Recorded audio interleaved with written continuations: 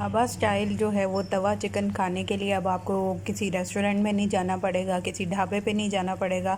इसकी रेसिपी मैंने बहुत आसान वे में आप लोगों को सिखा दी है। मुकम्मल रेसिपी देखें ताकि आप लोग भी इस तरह से घर पे बनाएं और वही खुशबू वही टेस्ट इंशाल्लाह आप लोग ट्राई करके मुझे लाजमी बताया करें और मुकम्मल रेसिपी देखें ताकि आप लोग भी बना सकें। बिस्मिल्लाहिर्रहमानिर्रहीम। अस्सलामुअलैकुम। हुज़ैफ़ा's किचन में सबका वेलकम है। मैं हूं ज़ोहरा उमर।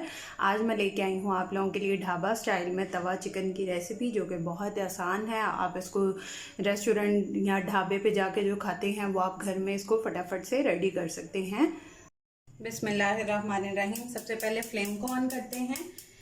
आज क्योंकि तवा चिकन है तो हम तवे पे इसको बनाएंगे। और